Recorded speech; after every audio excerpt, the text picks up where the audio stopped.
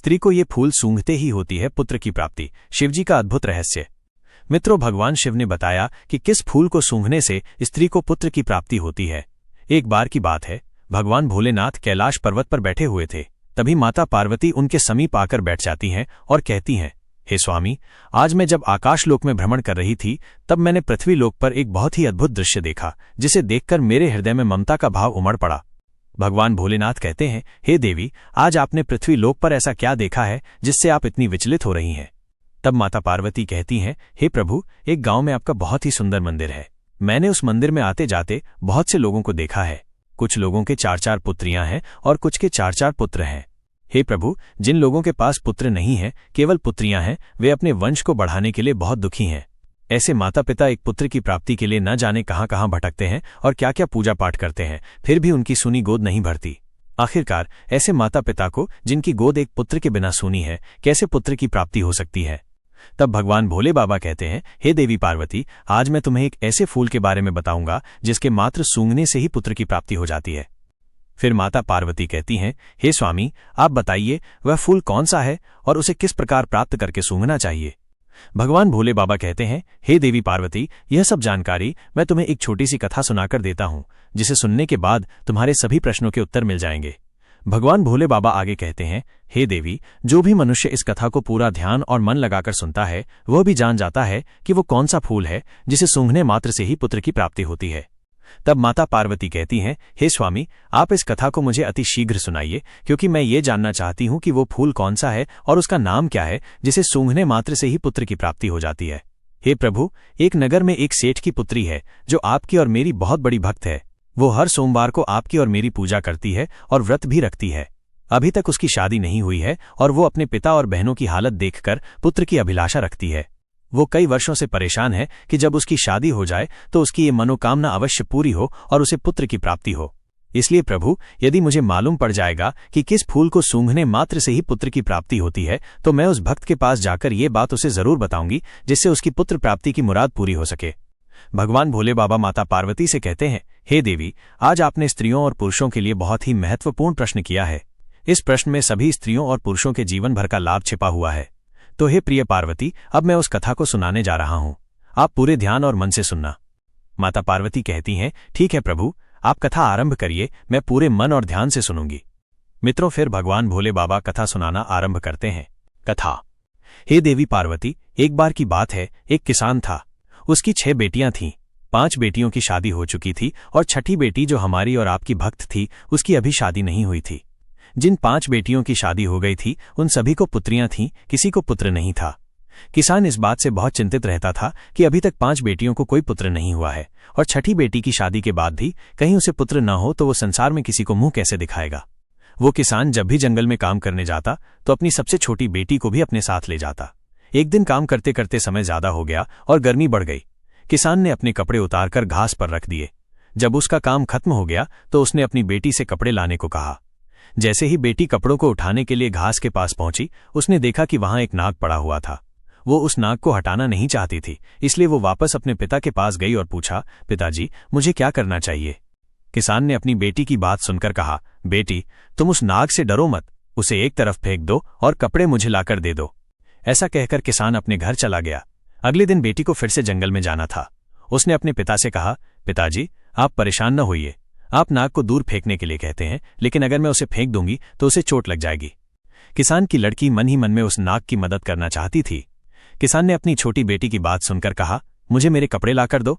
तुम्हें उस नाग के साथ कैसा व्यवहार करना है, ये तुम जानो। किसान की बात सुनकर बेटी वापस जंगल की ओर गई। उसे वो नाग मिल गया। उसने उस नाग से कहा, हे मेरे प्यारे छोटे भाई, क्या तुम लेटने के लिए मुलायम जगह चाहोगे? नाग ने किसान की पुत्री की ओर उज्ज्वल और मैत्रीपूर्ण आंखों से देखा, मानो वो कुछ कहना चाहता हो। किसान की लड़की ने उस जहरीले नाग के भाव को समझकर कुछ घास फूस इकट्ठा किया और उस नाग के लिए एक नरम जगह बना दी। उसने नाग से कहा, तुम इस नरम जगह में लेट जाओ। जैसे ही किसान की लड़की ने उस नाग को उस जगह पर लेटाया तो वो नाग उससे कहने लगा, क्या तुम मेरी सेवा में आना चाहोगी? मैं जानता हूं तुम्हारे पिता बहुत गरीब हैं और वो मुझे दूर फेंकवाना चाहते थे ताकि उन्हें उनके कपड़े मिल सके। मैं गर्मी में बहुत परेशान हो रहा था, इसलिए तुम्हारे पिता के कपड़ों में बैठ गया था। तुम बहुत अच्छी लड़की हो, मैं तुम्हें पसंद करता हूं। तुम बस हर दिन कुछ घंटे मुझे अपने साथ घुमाने के लिए ले जाया करो। इसके लिए मैं तुम्हें रोजाना बहुत सारा धन दूंगा, साथ ही मजदूरी और खाना पीना भी। यदि तुम 3 वर्ष तक ऐसा करोगी तो मैं इस जादू से छुटकारा पालूंगा, क्योंकि मैं एक जादुई राजकुमार हूं। और फिर राजकुमार बनते ही, यानी अपने असली रूप में आते ही, मैं तुम्हारे साथ विवाह भी कर लूंगा। नाग की बात सुनकर वो लड़की तैयार हो गई। उसने कहा, मैं आपकी सेवा करने के लिए तैयार हूं। जैसा आप कह रहे हैं मैं वैसा ही करूंगी। नाग ने कहा, फिर कल इसी समय तुम आ जाना। वो लड़की वापस आने का वचन देकर अपने पिता के कपड़े लेकर घर वापस आ गई। रात को खाना खाने के बाद वो सो गई। सुबह उठकर उसने अपने पिता से कहा, पिताजी, मैंने आपके कपड़े आपको दे दिए हैं। अब तक मैंने अपनी और आपकी गरीबी देखी है। मैं काफी समय तक घर पर रह चुकी हूं। अब मैं दुनिया में अपनी किस्मत आजमाने जा रही हूं। आप मुझे जाने की अनुमति दें। किसान अपनी लड़की को कहीं भी जाने की अनुमति नहीं देना चाहता था, क्योंकि वो बहुत चिंतित था। लड़की ने अपने पिता से कहा, पिताजी, चाहे मुझे भीख ही क्यों न मांगनी पड़े, मगर अब मैं भाग्य को बदलकर ही रहूंगी। ऐसा कहकर किसान की लड़की जंगल में चली गई। वो जल्दी ही उसे नाग मिल गया। नाग उसके आने से बहुत प्रसन्न हुआ और कहा, अब तुम आ गई हो तो मुझे थोड़ा इधर उधर घुमाने के लिए ले चलो। किसान की लड़की ने वैसा ही किया और नाग को अपने पीछे पीछे घुमाने के लिए ले चली। जब शाम हुई तो जंगल में एक शानदार महल अचानक प्रकट हो गया। उस महल में एक बड़ा कमरा था, जिसमें एक बड़ी मेज खाने पीने की चीजों से सजी हुई थी, जो उस लड़की ने अपने पूरे जीवन में कभी नहीं देखी थी। किसान की लड़की ने भरपेट खाना खाया और फिर बिस्तर पर चली गई। रोजाना हर दिन वो 1-2 घंटे के लिए उस नाग को अपने साथ रखती थी और फिर महल में जाती थी, जहां उसके लिए सब कुछ तैयार किया जाता था। इस प्रकार धीरे धीरे 1 वर्ष बीत जाने के बाद किसान की लड़की ने उस नाग से अपने पिता से मिलने की अनुमति मांगी। नाग ने कहा, तुम्हारी इच्छा अपने पिताजी से मिलने की है तो जाओ, मिल आओ और अगले दिन वापस लौट आना। नाग इस शर्त पर सहमत हुआ कि वो तुरंत लौट आएगी। किसान की लड़की ने अपने पिता और अपनी बहनों के लिए सोना और अन्य कीमती चीजें लीं और अपने घर चली आई। जब वो अपने खजाने के साथ अपने पिता के पास पहुंची तो उसके पिता और बहन जानना चाहते थे कि ये सारा सामान उसे कहां से मिला है और इसका मालिक कौन है। लेकिन उस लड़की ने उन्हें कुछ भी नहीं बताया, क्योंकि नाग ने उसे ऐसा करने से मना कर दिया था। यहां तक कि किसान और उसकी 5 बेटियों ने उसको बहुत ज्यादा मारा पीटा, लेकिन उसने कुछ नहीं कहा। अगले दिन वो लड़की उस नाग के पास वापस जंगल में चली गई। इस प्रकार दूसरे वर्ष के अंत में एक बार फिर वो अपने पिता और बहनों से मिलने गई और इसी प्रकार तीसरे वर्ष के अंत में भी मिलने गई। जब किसान की लड़की तीसरी बार नाग को छोड़कर अपने पिता और बहनों से मिलने गई तो जाने से पहले नाग ने कहा, आज तुम तुरंत लौट कर आना, कल तक नहीं रुकना। लड़की ने आने का वचन देकर नाग को छोड़कर चली गई। उधर जब वो लड़की अपने पिता के पास पहुंची तो उसके पिता और उसकी बहनों ने इस बात पर जोर दिया कि जो धन वो अपने साथ लेकर आती है उसका असली मालिक कौन है। लड़की ने अपने पिता और बहन को कुछ भी नहीं बताया तो किसान ने उसे घर से बाहर जाने देने से इनकार कर दिया। किसान की बेटी ने किसी तरह से खुद को अलग कर लिया और घर से बाहर निकल गई, लेकिन जब तक वो जंगल में लौटी तब तक बहुत देर हो चुकी थी। नाग अब वहां पर नहीं था। दुख की बात तो ये थी कि उसने हर जगह देखा, लेकिन वो महल भी वहां से गायब हो गया था और नाग भी वहां से गायब हो गया था। जब वो अपने पिता के घर में थी तो उस नाग के 3 वर्ष पूरे हो चुके थे और जादू टूट चुका था। वो नाग वापस एक राजा के रूप में बदल गया था और अपने राज्य में लौट गया था। उधर उस नाग को जंगल में न पाकर वो लड़की बहुत परेशान होने लगी और सोचने लगी कि शायद मेरे पिता और मेरी बहनों ने मुझे घर पर न रोका होता तो शायद आज वो नाग मेरे पास होता। फिर तो लड़की ने उस नाग को दुनिया भर में खोजने का फैसला किया। ढूंढते ढूंढते रास्ते में वो जंगल में एक झोपड़ी के पास पहुंची, जहां एक बूढ़ी औरत रहती थी। उसने रात के लिए आश्रय मांगा और बुढ़िया को सारी बात बताई। बुढ़िया ने उसका मित्रवत ढंग से स्वागत किया।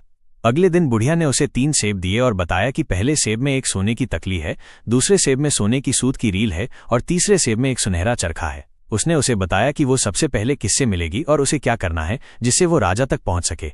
लड़की ने बुढ़िया को धन्यवाद दिया और वहां से आगे बढ़ गई। इस प्रकार किसान की लड़की तीनों सेबों को लेकर आगे निकल पड़ी। कई दिनों तक चलने के बाद जब वो एक कांच के पहाड़ पर पहुंची तो वो नहीं जानती थी कि वो इसे कैसे पार कर सकती है, क्योंकि पहाड़ में बहुत ज्यादा फिसलन थी। अंत में उसे कुछ ही दूरी पर एक लोहार दिखाई दिया। वो उसके पास गई और उसने अपने हाथों और घुटनों में घोड़े की नाल बंधवा ली और पहाड़ पर चढ़ गई। इस प्रकार पहाड़ को पार करने के बाद उसे एक महान नगर दिखाई दिया। वहां पर वो राजा रहता था। मित्रों, ये वही नाग था जिसे वो प्रतिदिन घुमाने ले जाती थी। ये राजा पहले से ही शादीशुदा था और उसकी एक खूबसूरत पत्नी थी। ज्यादा समय हो जाने की वजह से वो नाग जब राजा में बदल गया तो उस किसान की लड़की को भूल गया था। उधर नाग से बने राजा को कोई संतान नहीं थी, मगर उसकी जो रानी थी वो अपने राजा की सारी संपत्ति अपने परिवार वालों को दिलवाना चाहती थी, क्योंकि उसे राजा से ज्यादा अपने घर परिवार से ज्यादा मोह था। राजा भी पुत्र न होने से बहुत चिंतित था। फिर किसान की बेटी एक दाई का वेश बदलकर महल के अंदर चली गई और रानी से काम करने की गुहार लगाने लगी। रानी ने ये सोचकर काम दे दिया कि ये सूत काटने वाली है और रोजाना महल में रहकर मखमल जैसे सोफे का सूत काट दिया करेगी। इस प्रकार जब किसान की लड़की ने पहले दिन वाला सेब खोला जो जंगल की बूढ़ी औरत ने उसको दिया था, तो उसमें से सोने की तकली निकली।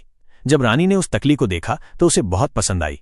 रानी ने किसान की लड़की से कहा, मैं इसे खरीदना चाहती हूँ। किसान की लड़की ने रानी से कहा, नहीं नहीं, ये बिक्री के लिए नहीं है, लेकिन अगर आप मुझे एक रात के लिए राजा के साथ सोने देंगी तो ये तकली मैं आपको दे दूंगी। वो सोने की तकली रानी को बहुत पसंद थी, इसलिए रानी ने सोचा और वादा किया, ठीक है, तुम मुझे तकली दे दो, आज रात को मैं तुम्हें राजा के पास सोने की अनुमति दे दूंगी। जैसे ही शाम हुई, रानी ने राजा को नींद की दवा दे दी और इस प्रकार राजा गहरी नींद में सो गया। राजा के सो जाने के बाद रानी किसान की लड़की को राजा के शयन कक्ष में ले गई और छोड़कर चली आई। किसान की लड़की राजा के पास जाकर बिस्तर के पास बैठ गई और फूट फूट कर रोने लगी। उसने कहा, अब मुझे पता है कि कृतज्ञता दुनिया का चलन है। 3 साल तक मैं तुम्हें नाग के रूप में ढूंढ रही थी। तुम्हारी खातिर मुझे अपने पिता और बहनों से मार और कठोर शब्द मिले। कांच के पहाड़ पर चढ़ने के लिए मेरे हाथों और घुटनों में घोड़े की नाल बांधी गई। और अब तुम सब कुछ भूल गए हो कि आपने मुझसे शादी का वादा किया था, और यहां तो आप अपनी पत्नी के साथ सुखपूर्वक जीवन बिता रहे हो। आपने मेरा बिल्कुल भी इंतजार नहीं किया। राजा नींद में था क्योंकि रानी ने उसे नींद की दवा खिला दी थी ताकि वो उस किसान की लड़की से बात नहीं कर सके। इस प्रकार किसान की लड़की अपनी बात बोलती रही, मगर राजा सोता रहा और कोई जवाब नहीं दिया। किसान की लड़की यही सोचती रही कि राजा मेरी बात सुन रहा है लेकिन कोई जवाब नहीं दे रहा। इस प्रकार राजा से बात करते करते सुबह हो गई और फिर रानी आई और किसान की लड़की को राजा के शयन कक्ष से बाहर ले गई। राजा इतनी गहरी नींद में था कि उसे कुछ भी समझ नहीं आया। इस प्रकार किसान की लड़की ने दुखी होकर दूसरा सेब लिया, उसे तोड़ा और उसमें से सुनहरे धागे की रील निकाल ली। जब रानी ने उस रील को देखा तो उसने उसकी बहुत प्रशंसा की और लड़की से उसे बेचने के लिए कहा। किसान की लड़की ने रानी से फिर कहा, तुम एक बार फिर मुझे शाम को राजा से मुलाकात करवा दो तो मैं तुम्हें सुनहरे धागे की रील दे दूंगी। रानी ने वचन दिया और सब कुछ पहली रात की तरह ही हुआ। राजा नींद की दवा खाने की वजह से गहरी नींद में सो रहा था, क्योंकि रानी ने दूसरी रात भी राजा को नींद की दवा खिला दी थी। उस दवा से इतनी गहरी नींद राजा को आई कि कोई भी रोना धोना या शिकायत राजा को जगा नहीं सकती थी। हालांकि राजा के एक सेवक ने रानी को राजा के शयन कक्ष में चरखा लाते हुए देखा था। वो सेवक राजा के शयन कक्ष के बाहर चुपचाप खड़ा हो गया और उसने रेशम काटने वाली की सारी बात सुनी और अगले दिन उसने राजा को सब कुछ बताया जो उसने देखा और सुना था। जब राजा को रानी के बारे में ये सब मालूम पड़ गया तो उसे याद आया कि जब मैं नाग था तब एक किसान की लड़की ने मेरी बहुत सेवा की थी और मैंने उससे शादी का वादा किया था। आज वो मुझे ढूंढते हुए मेरे महल तक आ गई है, मुझे उससे मिलना चाहिए। लेकिन राजा क्या कर सकता था। सुबह होते ही रानी उस किसान की लड़की को राजा के शयन कक्ष से बाहर ले गई थी। इधर तो राजा किसान की लड़की से मिलने के बारे में सोच रहा था और उधर किसान की लड़की ने अपना आखिरी सेब खोला। वो सुनहरे चरखे वाला था। जब रानी ने इस बार सुनहरा चरखा देखा तो उसने कहा, यदि वो उसको सोने का चरखा दे दे तो वो इस रात को भी राजा के साथ उसे सोने देगी। किसान की लड़की मान गई और उस शाम रानी ने एक बार फिर अपने राजा को नींद की दवा दी, लेकिन इस बार राजा सचेत था क्योंकि इस बार सेवक के द्वारा उसे सारी बात मालूम पड़ चुकी थी। राजा ने इस बार दवा पीने का केवल नाटक किया। उसने चुपके से दवा को फेंक दिया और लेट गया और सोने का नाटक करने लगा। जब राजा सो गया तो रानी किसान की लड़की को राजा के शयन कक्ष में ले आई। लड़की उदास होकर राजा के बिस्तर के पास गई और वहीं खड़ी होकर फूट फूट कर रोने लगी और कहने लगी, अब मुझे पता चला है कि कृतज्ञता दुनिया का चलन है। 3 साल तक मैंने तुम्हें नाग के रूप में जंगल में ढूंढती रही और तुम्हारी खातिर मुझे अपने पिता और बहनों से मार और कठोर शब्द मिले। कांच के पहाड़ पर चढ़ने के लिए मेरे हाथ और घुटनों में घोड़े की नाल बंधी थी और तुम ये सब कुछ भूल गए और रानी के साथ रहकर सुखपूर्वक जीवन जी रहे हो। अब मेरा क्या होगा। इस बार राजा चुपचाप हर बात सुनता रहा लेकिन सोने का नाटक करता रहा। राजा ने मन में विचार किया कि एक मेरी रानी है जिसके लिए मैं इतना प्यार करता हूं और वो मेरी संपत्ति को अपने मायके वालों को देना चाहती है, मुझे सम्मान तक नहीं देती। और एक ऐसी गरीब किसान की लड़की जो मुझे ढूंढते हुए यहां तक आई और जब मैं नाग के रूप में था तो उसने मेरी जी जान से सेवा की। फिर तो राजा ने ऐसा सोचकर अगले दिन एक बड़े उत्सव के भोजन का आदेश दिया और उसने रेशम काटने वाली महिला को यानी उस किसान की बेटी को अपने दाहिनी ओर जगह लेने के लिए आमंत्रित किया। भरे दरबार में राजा ने किसान की लड़की के साथ शादी की और सभी ने भोजन ग्रहण किया। शादी होने के बाद पहली रात को जब किसान की लड़की सो रही थी, वो लक्ष्मी जी की उपासक थी और पुत्र की कामना मन में लेकर सो रही थी। उसी समय लक्ष्मी जी उसके सपने में आईं और उससे कहा, बेटी तुम चिंता मत करो, आज मैं तुम्हें एक ऐसे फूल के बारे में बताती हूँ। मासिक धर्म पूरा होने के बाद जो भी स्त्री इस फूल को सूंघ लेती है और सूंघने के बाद मिलन करती है और जब गर्भधारण होता है तो निश्चित ही उसे पुत्र की प्राप्ति होती है। माता लक्ष्मी जी ने किसान की लड़की से आगे कहा, हे बेटी, शाम को सूर्यास्त के समय बगीचे के उत्तर पश्चिम कोने में लाल गुलाब और सफेद गुलाब के फूलों की टहनी को, जिस पर सुंदर साफ और पूर्ण विकसित गुलाब लगा हो, उसे तोड़कर एक थाली से ढक देना चाहिए। अगली सुबह सूर्योदय के समय उसे हटा देना चाहिए। फिर लाल गुलाब को साथ में लेकर पति के साथ संबंध बनाने पर पुत्र की प्राप्ति और सफेद फूलों को सूंघकर संबंध बनाने से पुत्री की प्राप्ति होती है। भगवान भोले बाबा माता पार्वती से कहते हैं, हे देवी, आप अपने उस भक्त को बता देना, उसे ऐसा ही करना है। यदि उसे पुत्र चाहिए तो लाल गुलाब को सूंघना है। ध्यान रहे कि धोखे से दोनों गुलाब के फूलों को नहीं सूंघना चाहिए। उस किसान की लड़की ने राजा को अपने सपनों वाली बात बताई। राजा ने सुंदर से बगीचे में एक सफेद गुलाब और एक लाल गुलाब का पौधा लगवाया। जब उन पौधों पर फूल आए तो राजा ने एक सफेद फूल वाली टहनी को और एक लाल फूल वाली टहनी को लिया और उसे उल्टा करके रात में दबा दिया। सुबह रानी यानी किसान की लड़की मासिक धर्म से निवृत्त होकर स्वच्छ होने के बाद लाल रंग के फूल को सूंघ लिया और राजा के साथ संबंध स्थापित किए, जिससे रानी को गर्भधारण हुआ। समय पूरा होने पर रानी को एक पुत्र की प्राप्ति हुई। फिर तो राजा ने खुशी के मारे पूरे राज्य में खुशी के नगाड़े बजवा दिए और मिठाइयां बंटवा दी। एक दिन किसान की बेटी ने राजा से अनुमति लेकर अपने पिता के पास गई। उसने अपने पिता को भी ये बात बताई और अपनी बहनों को भी फूल सूंघने वाली बात बताई। यहां तक कि राजा की पहली रानी को भी उसने ये फूल सूंघने वाली बात बताई। फिर तो सभी को पुत्र की प्राप्ति हुई और जिसने पुत्री चाही उसे पुत्री की भी प्राप्ति हुई। इस प्रकार से सबके जीवन में खुशियों की अनुभूति होने लगी और उनके परिवार में सभी का जीवन खुशियों से भर गया।